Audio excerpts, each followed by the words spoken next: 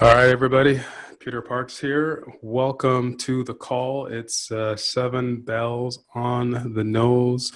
We are going to get started in the next 2 minutes because my special guest here, his time is very valuable, just like yours and like mine. So I'm happy to say a whole bunch of you are showing up on time, which is great. I enjoy that perfectly. Just type into the chat box. If you look at the lower half of your screen towards the right, you're going to see the little chat bubble there. Just type into the chat bubble if you can hear me, so I'm not ranting and raving and talking into dead air.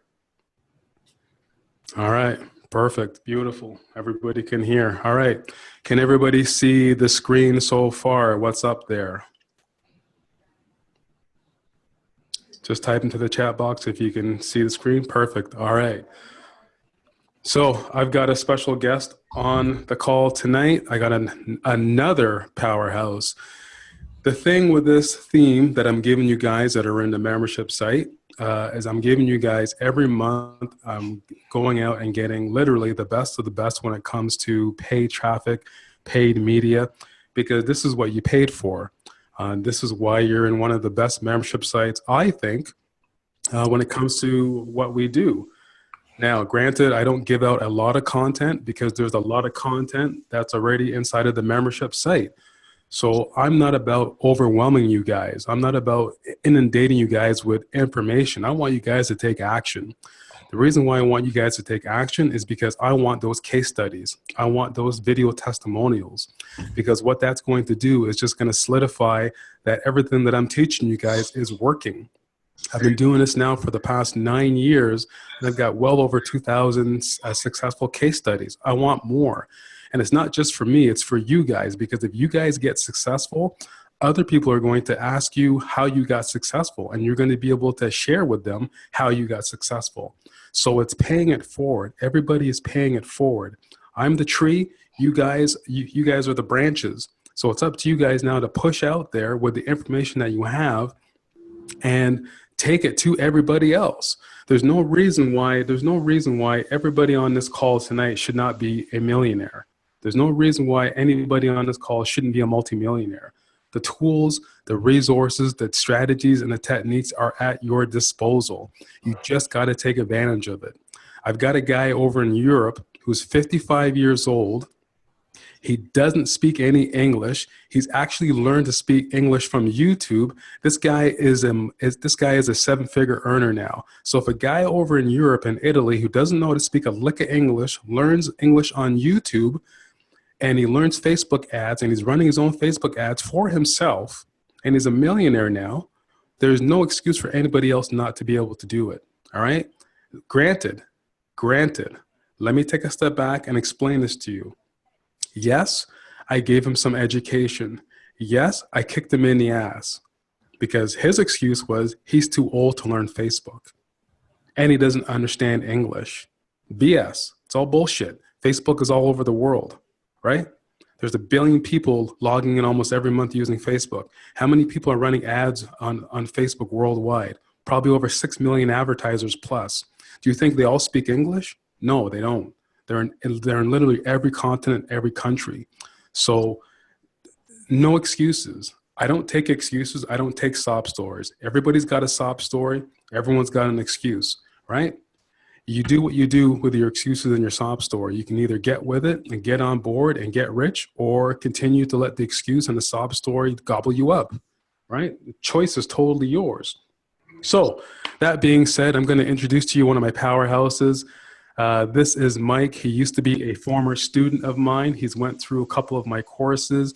He's a ClickBank monster. Used to be, probably still is. I'll let him explain that to you.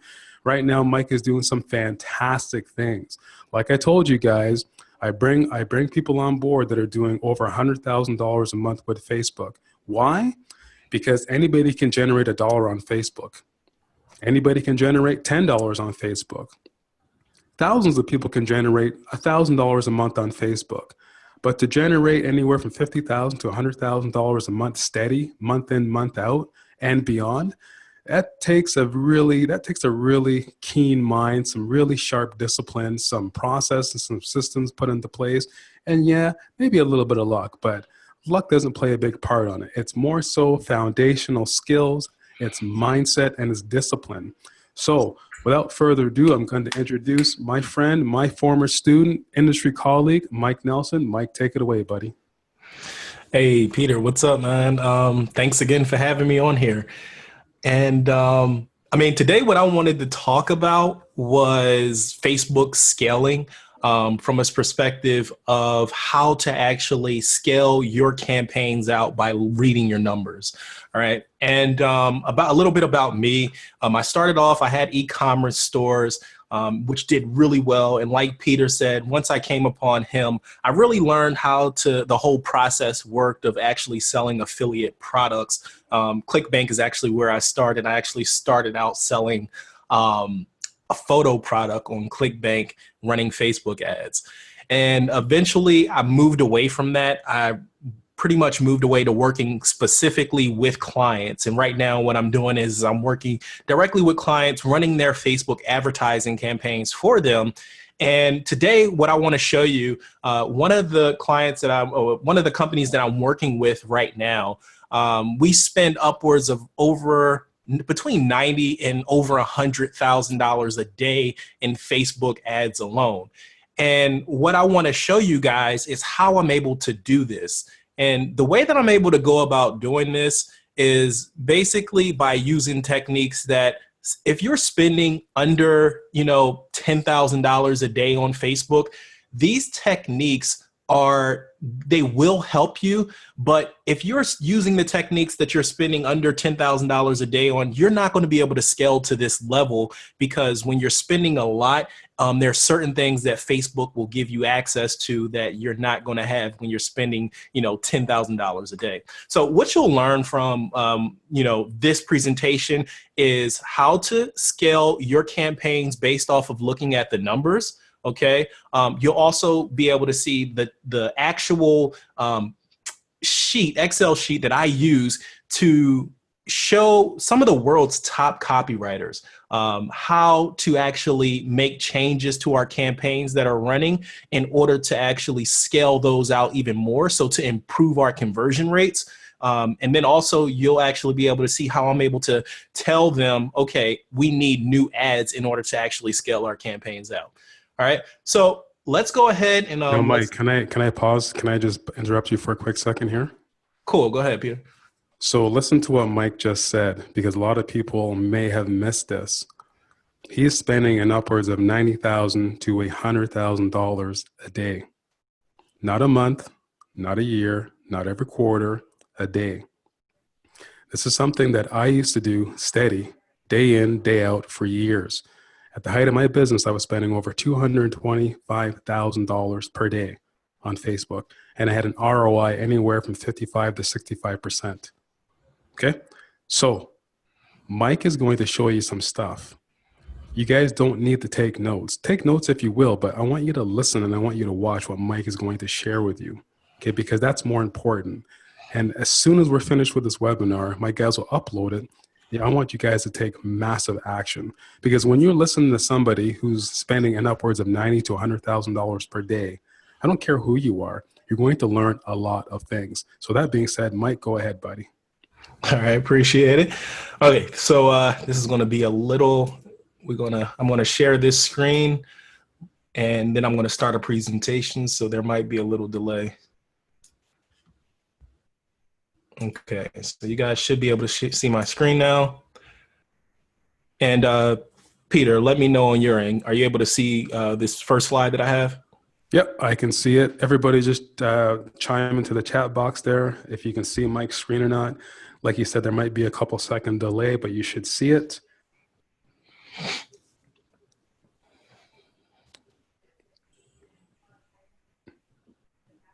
Yep. All right. People are saying they can see it. Go ahead, buddy. Okay, cool. So here's a presentation that I actually gave to one of the companies that I'm working with. They sell financial newsletters, one of the largest companies out there now. And right now, what I'm doing is showing you a presentation that I show their copywriters, and I give them direction on what areas they can scale on in order to scale out a campaign. This particular stats that I'm going to show you is one of the campaigns that's running right now and that's really crushing it.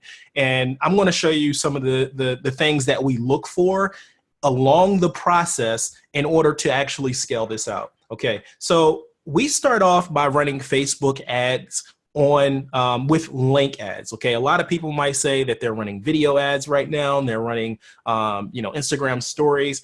One of the key ads that are really crushing it for me is link photo ads. Okay, and that's a photo which is 1200 by 627, and it has the body text, as you guys can see, the body text, and it has a headline. Okay, that simple. The whole goal here is to really get the click. And some of the things that I like to do is I like to use really catchy images. One of the things that I like to do when I start my campaigns is I start with 3 very different images.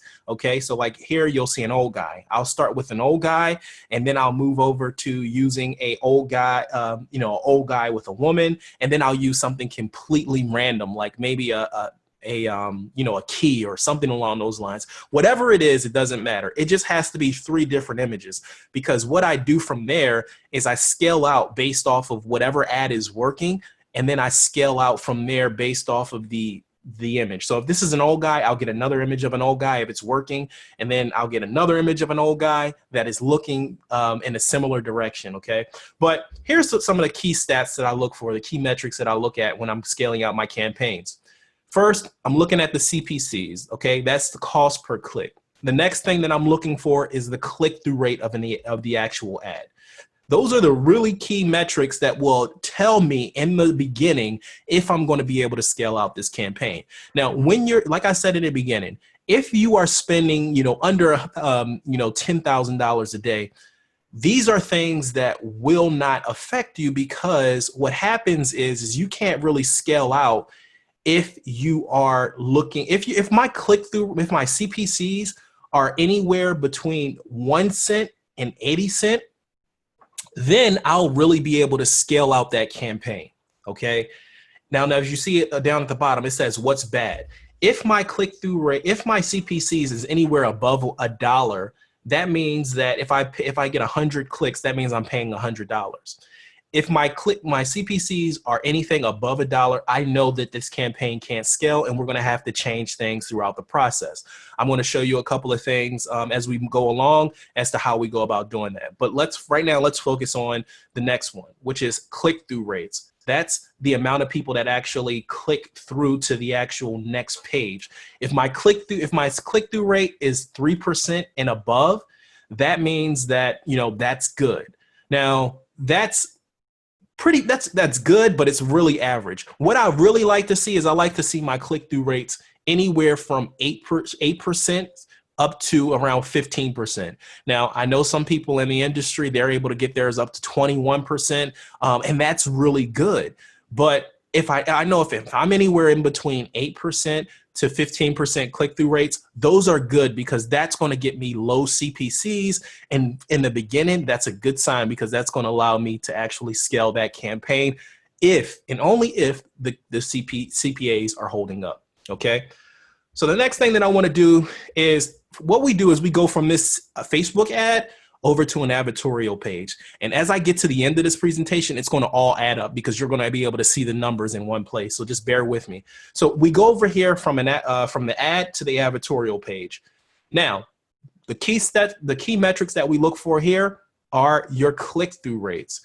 Your click-through rates means that when someone lands on this advertorial, the sole purpose of the advertorial is to get them over to our actual offer.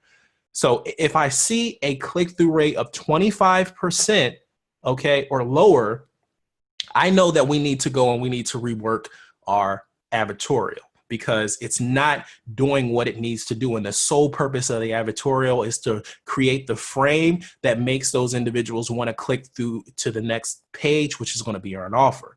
So in the beginning, let's say, for instance, if all of our key metrics are correct on our Facebook ad, and we get over here to the advertorial page, if my advertorial click-through rate is above 25%, I know that we can now scale, all right? So we have the first step, which is the ad. The second step is the advertorial. If those two things are good, we go on to the next step. But if our click-through rate on the advertorial is below 25%, I know that we need to do some reworking and we need to pretty much work around with our ad and our advertorial. So for example, if we get 100 visitors to the advertorial page and we have a click-through rate of 25%, that basically means that 25 people are clicking through to view our offer.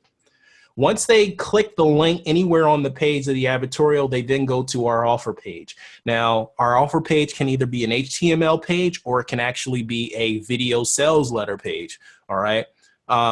What the numbers here will differ, but I just want you to get the basic understanding of how we go about doing that. So the key interest here, now this may be a little bit different for some people. If you're running CPA offers, you may not have access to these stats. But if you're running your own offer and you really want to scale, yeah, of course, you're going to be able to have access to these stats, and it'll actually be your offer page, and then it'll be how many people actually go through to your cart. So for us, if we have a click-through rate from the actual offer to the order form of 5% or higher, that means that that's good. That means that if we get 100 people on that actual page, 5 of them are actually going to go through to the order page. Now, if it's below 4% click-through rate, that means that we have to pretty much rework the offer, or the offer isn't resonating, and we have to work, we have to work through that. And that's actually that's at the unfun part, where you create an entire offer and it's not converting. But chances are, if you're running CPA offers right now, you know that you're working with a converting offer. But this is how we actually build up offers in order to scale them out at a larger level when you're the actual offer creator. So what we do here is I look at some of the key stats, the click-through rate from the actual offer page to the order form. If it's bad, then we have to rework some things. So once they go from the offer page, the next thing that they do is they go to the order form. And here you'll see that the order form is very simple. Usually there's a copy above the order form, but they enter their information in and they actually purchase. But here is what we look at. From the people that actually look at the order form, we want them to convert at a 15% conversion rate or higher, okay? And if it's bad, this is actually an easier step. Let's say if we get a real high click-through rate from our offer to the order form, but the conversion rate there is below 10%, okay? We're not converting those people from the order form. Usually it's probably because our copy in the order form doesn't match up, or the premiums, the promos on the actual order page aren't enticing enough for people to actually want to purchase. So then we have to rework some things there. But the order form page is actually a lot easier to get converting. But if our numbers, if my click-through rate on that order form page is above a 15%, and everything else before that, the numbers add up and they're good numbers, then I know that we can actually scale. So what I'm giving you guys is a bigger, broader picture on the things that you need to look at in order to scale a campaign up. And when I first started out, I wasn't really looking into these numbers. All I was looking at was my CPA. And I just wanted to be able to achieve, to get sales lower than what I was receiving as a payout for my CPA offers. And when you do that, yeah, that's good and all, you can make money.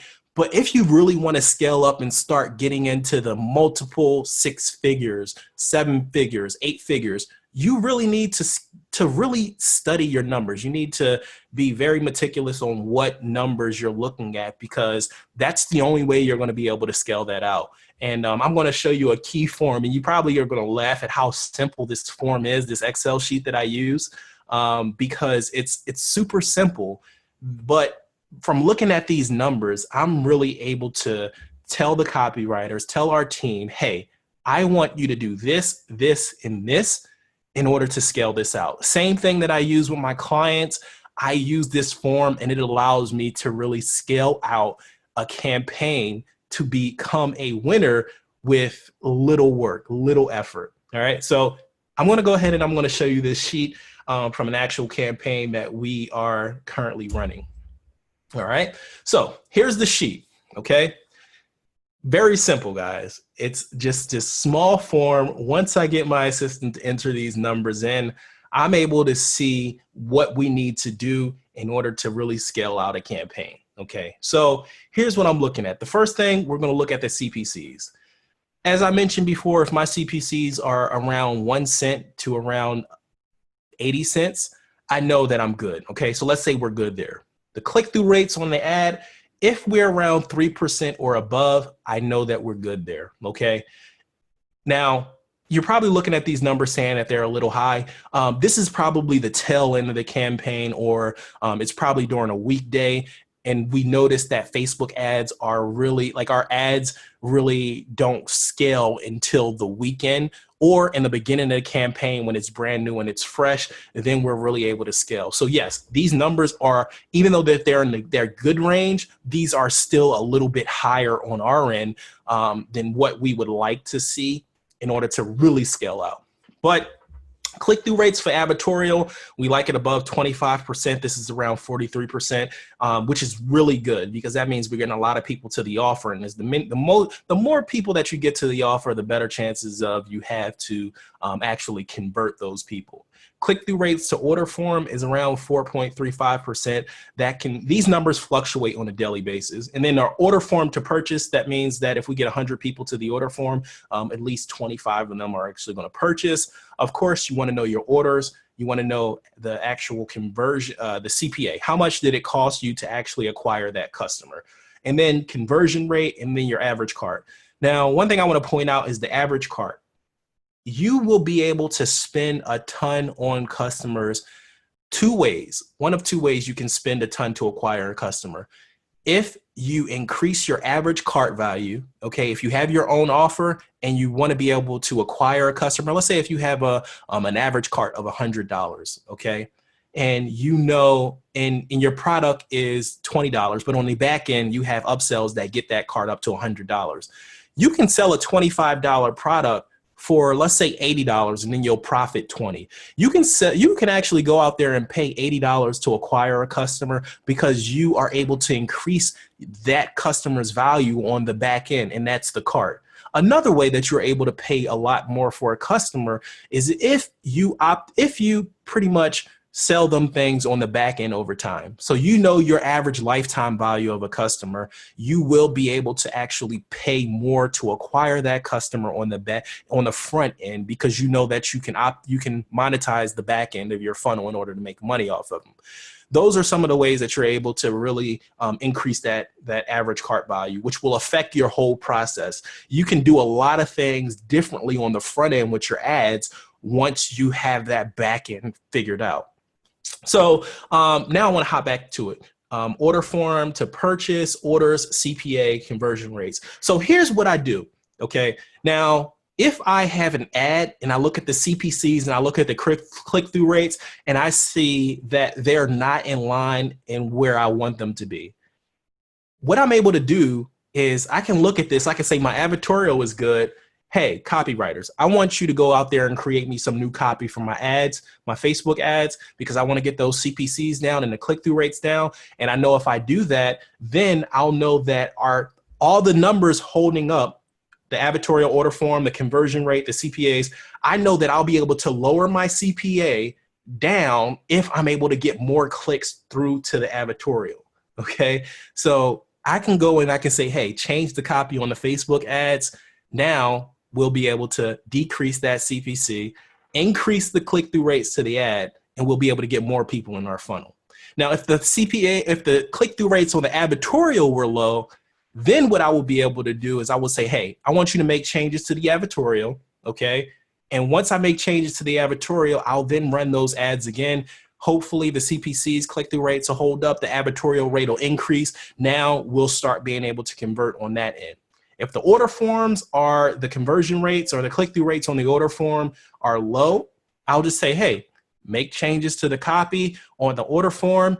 The advertorial is in line with our control. It's in line with what we're used to. The click-through rates on the ad are in line with what we're used to, and also the CPCs.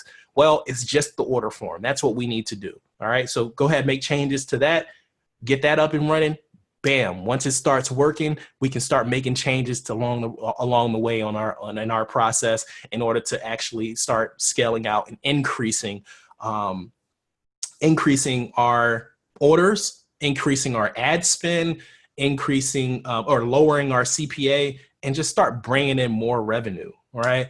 So yeah, that's it. I think I did that in one whole breath, but that's how you need to be able to look at the only way that you're able to spend that amount of money with Facebook ads, get up to $90,000, $100,000 a day and spend it effectively is if you know your numbers. The only way that you're able to do that, you have to know your numbers. You have to look at your entire process, and you just have to be a technician and be able to say, hey, this is where my funnel isn't working. This is where my funnel is working. And this is what we're going to do to improve it. Okay.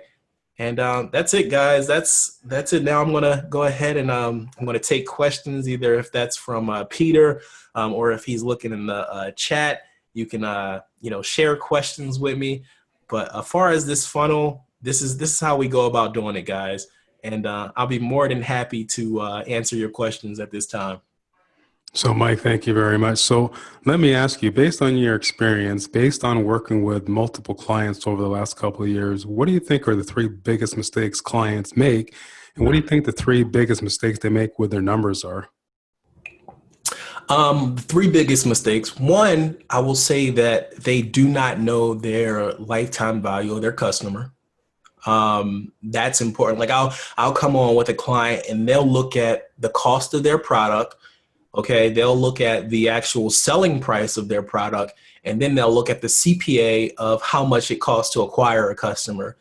And if they're losing money, even if they're losing, let's say, $5, they'll say, hey, these ads aren't working. Let's go ahead and stop them. And you really can't do that, or you really wouldn't do that if you knew the lifetime value of your customer, because you could actually be making way more than what you think. So that's one. The next thing is customers, the biggest mistake is that they do not do anything to increase their actual cart value. By placing things on the back end, placing upsells, they do not do that. And then another thing is they feel as though ad copy, the biggest mistake, they feel as though ad copy and copy on their pages isn't important. And that's untrue. You really need to make sure that your copy is on point. I can't tell you the benefits of having a copywriter on your staff, or being able to just go to a copywriter and say, hey, we need new copy for these ads or for our page. Those are key. Awesome. Thank you very much, buddy. And let me ask you this now, because I'm sure this is a burning question for a lot of people. And by the way, for those of you that want to ask Mike questions, I'm going to unmute you. So just type into the chat box if you got a question. I'll find you. I'll unmute you. So you can have a conversation with Mike and he can hear you. But Mike, what do you think is another, based with all the clients that you've had and people that you work with, what do people actually do with their buyers list once they get a hold of it, and what don't they do? So what I'll say is as far as with Facebook ads, once you have your buyers list, I like to actually use the conversion pixel in Facebook to create lookalike audiences off of that. But also what I like to do is I like to upload the email list into Facebook so that we can build audiences off of that. A lot of the clients that I work with have various different products. So we'll upload a list and create lookalike audiences off of all of their products.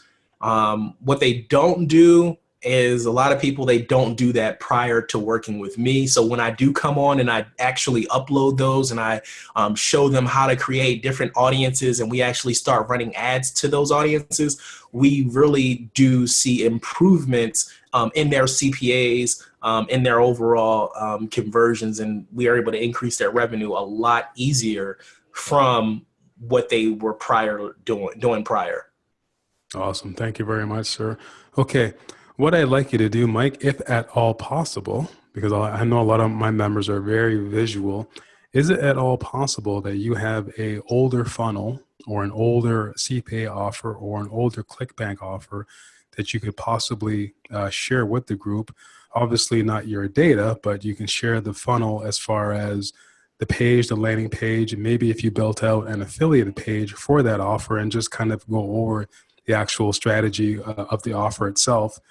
And while Mike's doing that, if you have any questions, please go into the chat box or go into raising your hand mode, and I'll unmute you to ask your question. So first of all, would that be possible for you to do that, Mike, in the next minute or two while I answer some questions? Peter, no, that actually won't be possible. One of the things that I've ran into recently was Facebook actually deleted my account completely.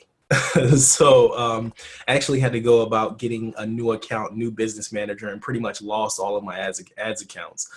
So no, I'm not able to do that right now. Oh, not a problem, dude. Sorry to hear about that, man. But that's the nature of the business, though, folks. It happens. It's happened to me. Okay, who's got a question for Mike? Please raise your hand or type into the chat box if you have a question.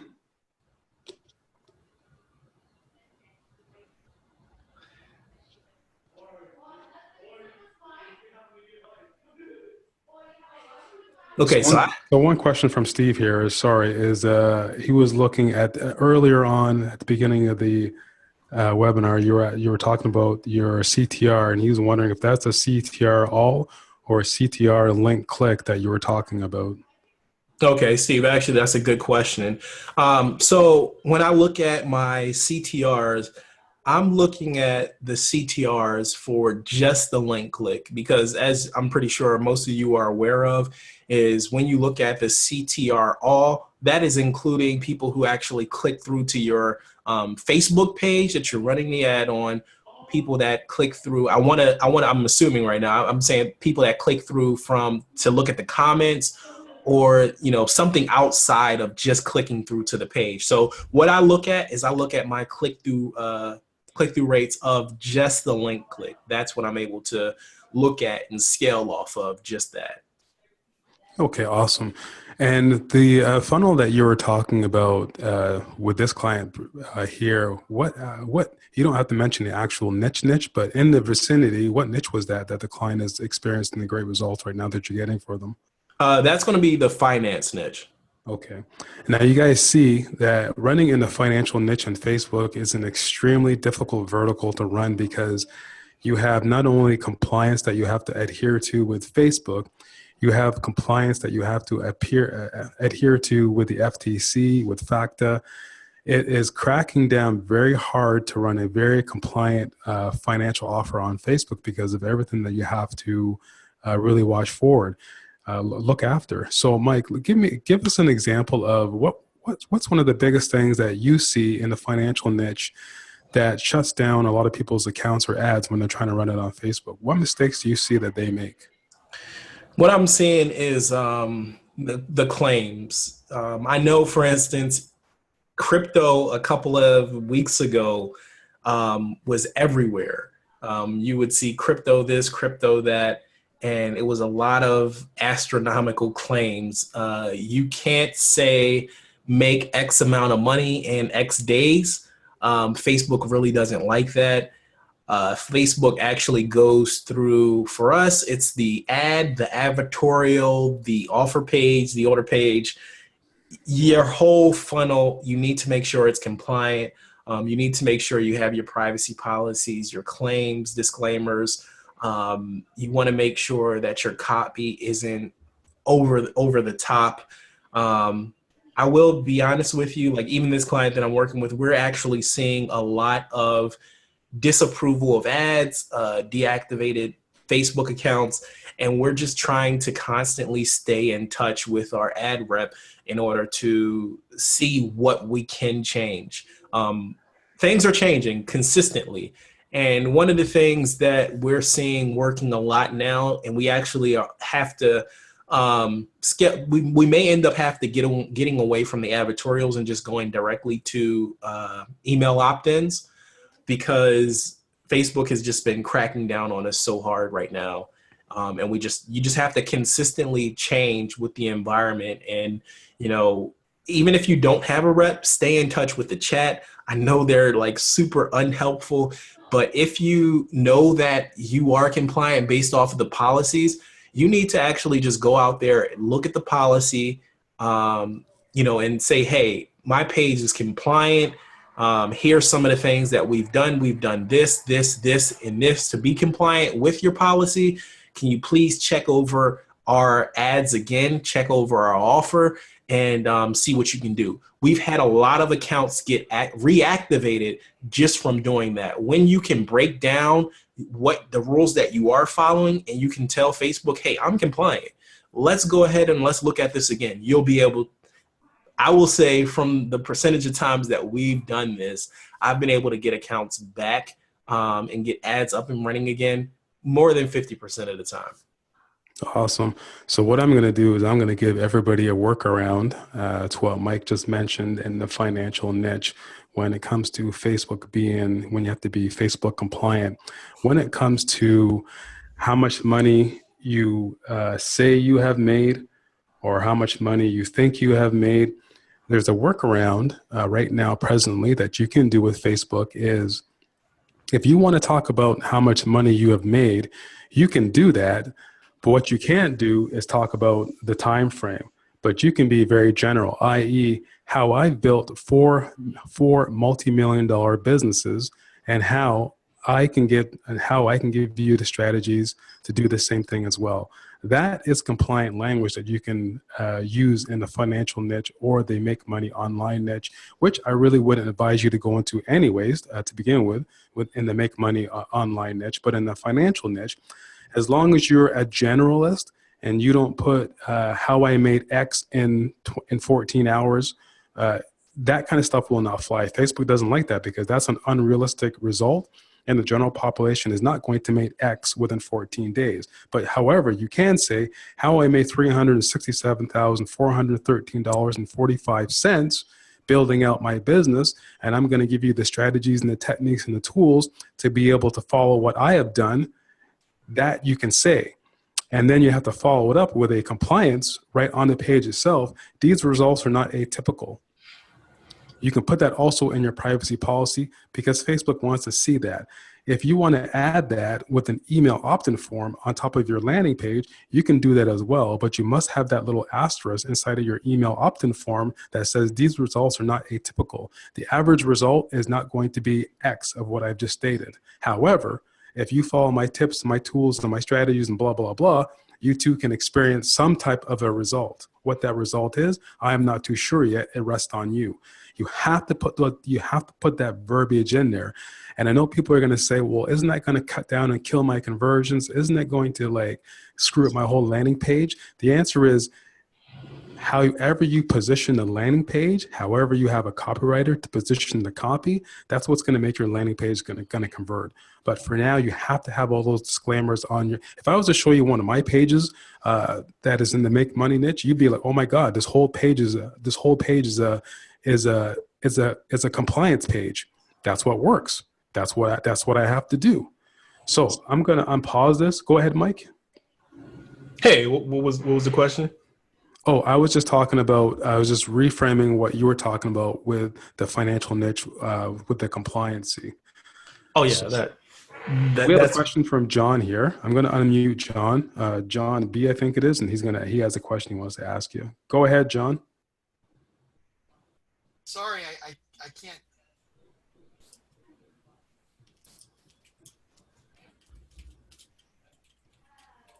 All right, so I'm actually looking at John's question now, and it looks like he said, did I lose my entire business manager or a piece of it for a particular account?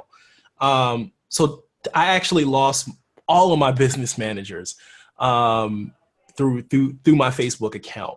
So yeah, I lost all of my business managers, if that was your question. So I didn't have any access to any ads that were running. I actually had a campaign that was running that when they got rid of it, it was spending money. So I actually had to get a lawyer to contact Facebook to get them to stop so that they wouldn't charge me any further. So yeah, that was an ugly mess that I was going through with Facebook.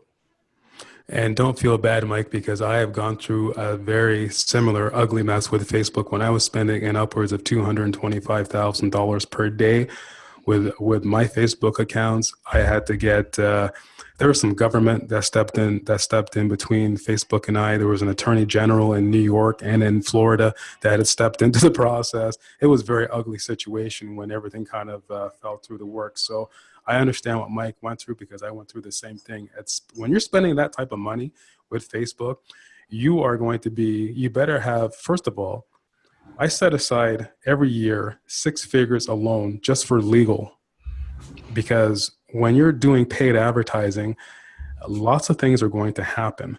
Now, I'm not going to expand on that any further, but I'm just going to let you guys know, if you want to spend some quality money, some substantial money on Facebook, you better have a financial team around you, you better have a compliance team around you, and you better have a legal team around you, because you're going to need it when you're spending that type of money on Facebook. So we got a question from Maurice.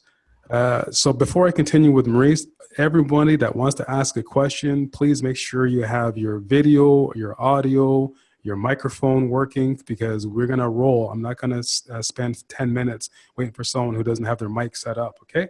So Maurice, go ahead and ask your question, please, to Mike. You're unmuted. Hi, Mike. My question was, if you could talk a little bit about your back end, about the number of upsells, downsells, and how you incorporate your thank you page. So what I'll say is this is not my particular offer. This is a company that I'm working with. This is their offer. So the back end, only thing that I do is I advise them on the back end. They're constantly testing various offers, cross sells on the back end in order to improve that average cart value. So for this particular funnel, I'm not able to say how many upsells, how many downsells, or anything along those lines. But I'll tell you, when I work with clients, when I do advise them on back-end offers, what I like to do is I like to tell them to try two variations of an offer in order to test to see which one works better after someone purchases, and then we'll look at the conversion rates on that end, and then we'll scale it out from there. But my thing really is the front end. The front end, what can we improve from the actual ad, the advertorial, and then the order form page. Awesome, Mike. Thank you very much. Maurice, I'm just going to mute you now. We have another question coming in from Dave. So Dave, I'm going to unmute you so you can ask your question there. If I can just find you.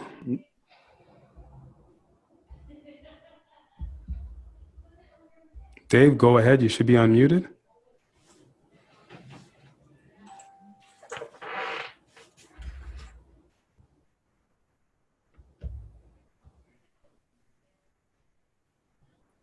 Hello, can you hear me? Yep, can hear you. Oh, there you go. Hey, Mike, it's Dave Statler. How you been, man? Hey, what's up, man? Long time. I know, been a while. I was curious, did you set expectations beforehand with the client about ads, potentially or possibly getting shut down, or were they already aware that it happened to them before and they understand that that's the online game? Man, so actually before I started working with them, they actually didn't get like the first week I started working with them was the first time they got an ad account deactivated.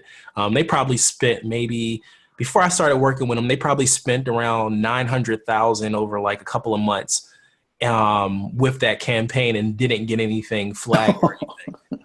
So when I started working with them, we started getting accounts banned left and right. And I just went ahead, I said, hey, we're going to need to create multiple accounts. We're going to have to get other business managers. We're going to have to create business managers off of some of your employees there. And we're going to create 800 accounts in each one of them, because this is just something that we're going to run into often. So I just told them that, and they were aware of it. We're going to need to get multiple credit cards in order to run that. And yeah, they were pretty cool with it. So I let them know. And when you scale out like this, you're going to need to have multiple ad accounts, and it's going to be some headaches because it's not easy. And then a little follow-up. Are you strictly running just Facebook, or are you doing media buying in any other ad networks? Yeah, so my main thing is Facebook, but I also I do a little with AdWords. I also do native as well. Gotcha. Thanks. No problem, man. All right. Thank you very much, Mike, for the answer there. Does anybody else have any questions here? We're coming on 50 minutes now. That time flew by really fast. It did, man. shocked. Super quick. Okay, guys, we got literally 5 more minutes here because I don't want to take up too much more of Mike's time. I know he's extremely busy here. So you guys got questions? This guy is spending $90,000 to $100,000 a day. If you guys are in shock, it's because you're not asking questions or you're trying to wrap your head around spending that much kind of money. I mean, you've seen it before. You've seen me guys do it. I've got courses created around it. So you guys, this is the time to get your questions asked. If you have questions, if you're running Facebook ads, you got to ask questions, man.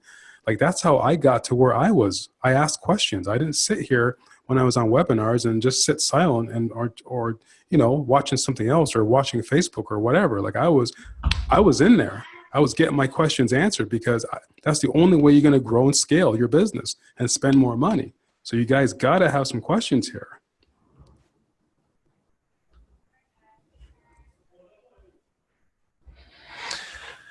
So I'll unmute a question here. We got a question from Cheryl coming in. I'll unmute her and then ask away. Cheryl, go ahead. Can you hear me? Yeah, I can hear you, Cheryl. Hi, Mike. Mike, did you used to do t-shirts? I did. I actually did the Okay, t-shirts. so that I know who you are. Okay, so I'm curious, like all the brouhaha about video ads.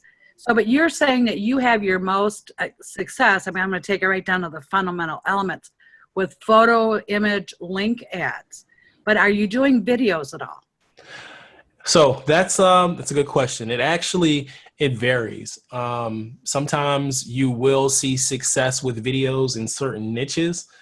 Sometimes you'll see success with images. What I like to do when I'm starting out, actually, I'll be honest, when you know your niche, I'm going to only start out with image ads because I know that this works in the finance niche. Okay. Then if I came in brand new, not knowing anything about it, then I'm going to try my image ads. I'm going to try video as well, image and video. Yeah. So, and then I'm going to try different conversion types. I'm going to run a conversion campaign for purchase, add to cart, view content. I'm just going to test to see what's going to work. And then I'm going to pick the winner. The winner here in this case was conversion for purchase with photo link image ads. Good to hear.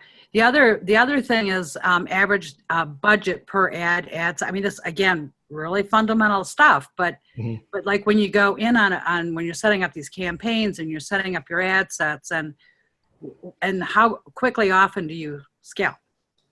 Good question again. So I like to start off these campaigns at $500 ad sets. So what my setup looks like is when I first start, I'm going to start with 5 different ad sets. Okay. If I'm brand new and I don't know anything, I'm going to test 5 completely different audiences. Meaning, let's say, for instance, if I target, fitness, then I target medical, then I target Donald Trump supporters.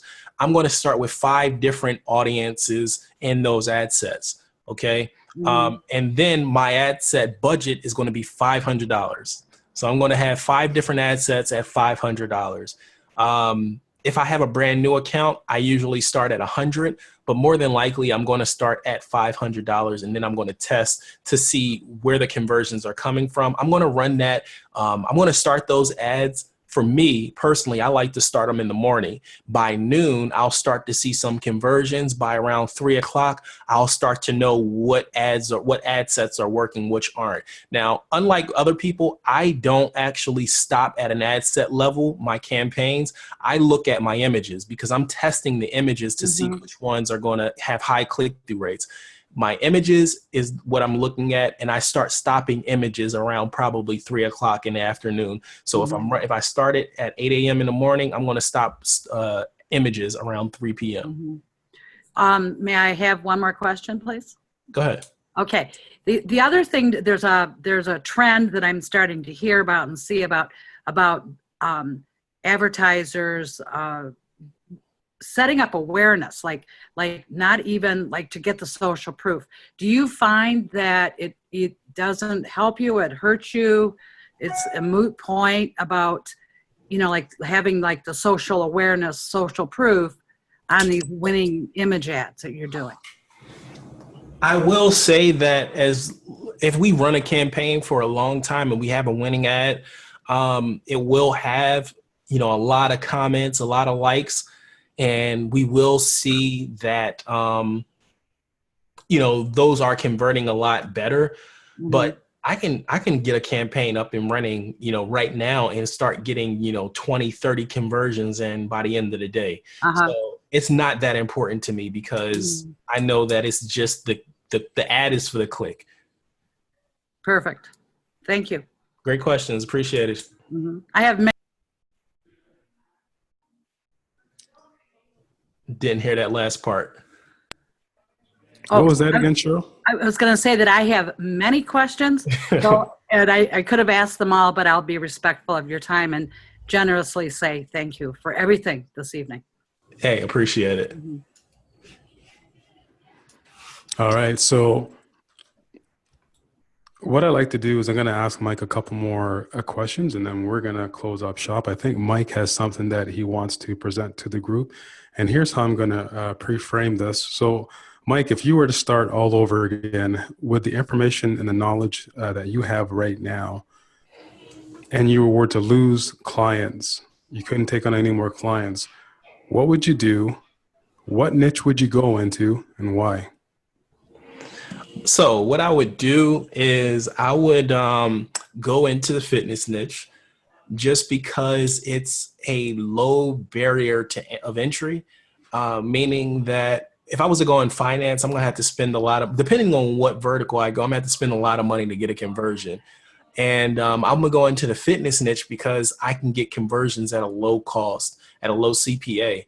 I'll go on ClickBank. I'll find a very popular product with a high gravity, and I'll just set up an opt-in page to gather emails. And on the back end, I'm just going to create a simple 5 email follow-up. And the end goal is going to be to actually convert them. So the email 4 and 5 is going to be really to just get them over to the offer. And I'm going to run some Facebook ads to that opt-in to get them to get on my email list. And that's what I'm going to do. And I'm going to look at my whole numbers throughout that funnel, see what's working, see the click-through rates from the emails, try to improve that and scale that out. Awesome. Thank you very much. Now, you see what Mike just went over here? This is something that I'm like a broken record. I've been teaching this and I've been telling you guys this for years, ever since I've been doing Facebook ads since 2009. People are complaining about Facebook ads. They're complaining about ad costs. They're complaining about fan pages. At the end of the day, you are spending money to acquire a client. So why not build out a database of prospects and buyers? And with the prospects, you turn them into buyers by putting them into an email sequence and doing a hell of a job following up. Every email that you send out is a retargeting ad for you and a retargeting opportunity back to that makes sense with that email. So it's standard 101 fundamentals of building out Facebook ads. Don't worry about the fancy stuff. One of the questions I wanted to ask you, Mike, because I have some members in the group that always ask me the same thing, or they're asking, what do you do with the Facebook pixel? Can you fire off the Facebook pixel without it having to learn anything when you're starting a new ad? Can the Facebook pixel go out and find and make conversions for you? What's been your experience? Okay, so just recently, I've been starting in this finance niche. I've been running ads on new pixels. And I've been seeing CPA. So our allowable CPA is $130. I've been getting $60 conversions on a brand new pixel with no data. So with that said, pixels, in my opinion, to start out, it doesn't mean anything. If you have a wide open audience and you have a good copy, you have a good ad image, and you have a good offer behind that, it really doesn't matter if the pixel is brand new, if it's 10 days, 30 days, 180 days. Of course, it's going to work a lot better, but you can still, don't let that be something that holds you back. You can still get an ad up and running. Perfect. I'm going to reiterate what Mike just said because this is very important for you guys and girls to understand that are running ads. Your Facebook pixel does not have to be seasoned. Your Facebook pixel does not have to be running for 30 days, 60 days, 90 days for it to acquire data. Facebook has some of the smartest engineers on the face of the planet. When they designed this ad platform, and the pixel now is extremely intuitive, extremely smart. I'm going to back this up by saying, yes, you can train your pixel to have dirty habits and bad habits. But overall, when you light up a campaign and you have a brand new pixel, you don't need any data. The Facebook pixel does not need to acquire any data. The Facebook pixel can go out there and find your buyers, provided, and here's the caveat, and this works both ways now. If you are going out to a very wide audience, you're going to have some challenges. But like Mike said, you can go out and get conversions off of a brand new pixel. Same thing applies if you have a very narrow audience.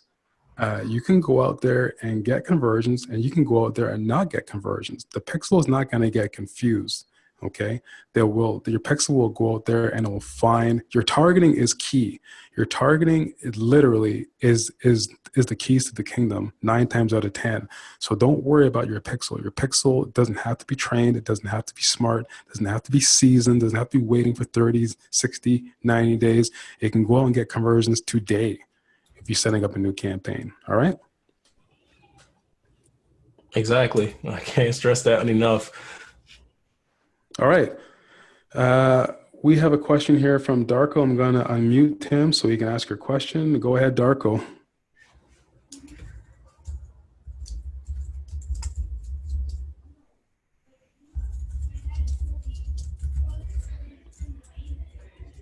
All right. Darko doesn't have a mic. So he says here, email would send to content page or direct to offer. So Mike, I'm not following this question, but I'm assuming I'm actually not going to assume because that's just wrong. I guess what he's saying here is, are your emails going to a content page or are they going direct to offer? I guess I don't know what he's saying. But. Yeah, so I can answer that. The page is going directly to the actual offer. So from a Facebook ad, it'll go to an advertorial build. Well, actually, so in the example that I gave, it was going from a Facebook ad to an opt-in page. So my content is actually going to be in the email. I'm going to pre-frame them in order to actually get that click so that when they have a certain mindset when they go into the actual offer. So the content's going to be in the email and it's going to go directly to the offer. On the, once they get that email, it's going to go to the ClickBank offer after that. Perfect. And let me add on top of what Mike just said. The thing with email is what a lot of people don't understand, and even seasoned marketers don't understand this. When you are crafting your email copy, you have to think about the end goal with your email sequence. What is the end goal? What are you trying to accomplish for this sequence? And I teach you guys this, and I've taught this I don't know how many times, and I do it myself. The end goal for your email is to pre-frame, pre-qualify, tell a story, agitate the problem, give them a pre-teaser solution, i.e., pre-sell them, get them over to the offer. By the time they see your ad the first time, then they see the sales page. Then you're hitting them up in email and you're doing a retargeting ad on that email. Then you have that powerful copy in the email. When they get to that offer page, they're going to buy because in your email, you have pre-framed, you have pre-qualified, you have pre-sold, you have given them the story, you've agitated them with the problem and the solution, you've given them a pre-teaser tip inside of the email, you put them over to the offer, they are buying. Okay, because you want buyers. Right? At this particular point in the game, after everything's said and done, your email should be crafted to convert. Right? One of the best people I know that does this is Andre Chaperone with Autoresponder Madness. Yes. It's a story, it's a hook, and it's a sell, and then he puts you onto the page and you buy. Yeah, Andre is amazing at what he does, man. And I think a lot of people in the industry have really picked up a lot from him. And what I didn't mention was if I was to create that offer, going directly to that ClickBank offer, I would use Andre's sequence.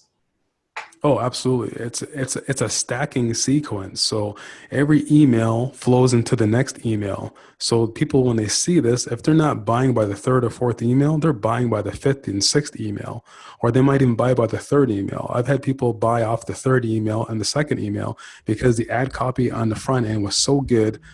The content page, the advertisers page was so strong. The pre-sale that I put in front of the page was so strong. By the time they get to the email, by the time they get to the retargeting ad, like they know that they want it. Like you've just wet the whistle so much. I'm gonna unmute Jonathan here. He has a question for you. Jonathan, go ahead. Hey, Mike. Hey, how you doing? Hey, what's up, Jonathan? Hey, man. You might remember we actually met a long time ago, 2012 in San Francisco at the Bose Park Cafe. I was sitting next to you and we started talking about T-shirts online. Damn, man, that was a long time ago. That was like when I first got started, man. Yeah, I remember. Traffic and conversion. Yep. So cool. Thanks for answering my question, by the way. So, the question is basically, if I have a pixel for my business and then I'm running two different offers, say one for a lead magnet and one for an auto webinar conversion. So will that pixel be educated or seasoned differently, particular to the order that or the offer that I'm running to it? So in other words, if I want to go ahead and educate the pixel by running it to a lead magnet download, will I be able, after 1,000 conversions, will that help me get more auto webinar registrations if I change the offer and use that same pixel? All right. So two things I want to say there. What I like to do is I actually like to do different accounts for different offers. That's how I just separate them. It's just me personally. But also, if I did have them in the same account, it will not affect it if they're two different pixels. So if you have one for purchase, one for lead, those are going to gather data on their own. They're going to be two very different pixels into their self. So yeah, I hope that answers that question. So you can actually create that data from the lead and then create the data from the actual purchase. Okay. Gotcha. Okay, cool. Thank you. Hey, cool, man. I sent you a request, man. Hope to talk to you soon. Okay, sounds great. All right, man. Awesome. Thank you very much for the question, Jonathan. All right. So we are coming up to the hour. It's an hour and 4 minutes on the webinar here. I'm going to close it down with Mike. Has clients right now that he's presently working with. And I would like to know inside of the group here, and obviously there's going to be a replay here, I'm going to be setting something up with Mike where if you guys are interested, and I don't know if Mike is going to take this on or not, but I'll let him be the judge at the end of this call. If you guys are running ads and you're doing some substantial ad spend, and when I say substantial, I'll put it down to you should be doing a bare minimum of at least $30,000 to $50,000 a month in ad spend. If you are doing that type of ad spend, I think I can kind of twist Mike's arm and see if he would like to take you on in some way or another, if not as a direct client to run ads, maybe some coaching, some mentoring. I'm not too sure yet. I'm going to sit down and talk with Mike to see if he has availability to do that. And I'm going to pre-frame that now and ask Mike, would there be some type of an availability for you and your schedule to be able to offer some type of a product or a service or some coaching or some mentoring or some agency work for my people?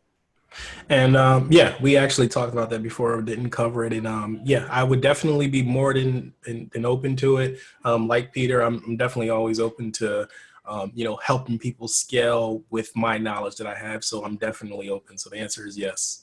All right, perfect. Thank you very much. So what I'm going to do, guys and girls, is once this replay is ran over, I'm going to wait about a week and a half. I'm going to ask you guys to send in a support ticket to the support desk and let me know where you are as far as the ads that you're running, the ad spend that you have, and whether or not you'd be interested in Mike helping you out, because I don't want Mike's time to be wasted. I don't want someone to come on board and then all of a sudden a week later not want Mike to waste Mike's time. So there will be a filtering out process. You can send in your request to the support ticket. Let me know what your vertical is. Let me know the ads that you're running, the style of ads that you're running. Let me know what your ad budget is. And I'll sit down and talk with Mike, and then together we'll see if you meet the pre-qualifications for this. And from there, I'll make an introduction to Mike, and then you and Mike can take it over from there. I get nothing out of this. I don't want anything out of this. I don't want any compensation. I'm doing this to pay it forward because I believe it's very important for you guys that are spending some quality money on Facebook ads. If you're really serious about scaling your business, which all of us should be on this call, like you need to be with top players. So the last webinars I've done, I've had the same thing. If you guys are serious and you want to run ads, I've got some of the best people in the business to help you run your ads and to help you with your businesses. So it's just a matter of you got to be serious. So with that being said, please put into the chat box, tell Mike a big hell yeah. Tell him thank you very much for being on the call. And Mike, thank you very much, sir. Thank you very much for spending the hour with us. I really appreciate it. And I'm going to make sure that you get looked after, my friend. Hey, appreciate it, man. Definitely. All right. So everyone's, people are chiming in saying thank you very much. That's awesome. All right. That being said, thanks, guys. We're over an hour here. I wanted to cut it down to like 45 minutes, but as always, it always happens. So you guys take care. I'll see you guys in the membership site. You guys got any questions, please send them to the support desk. As far as working with Mike and together, Mike and I will work through it over the next week and a half. And I want to get some good case studies out of this. Thanks a lot, everybody. Take care, Mike. All right, man. Appreciate it. Bye-bye.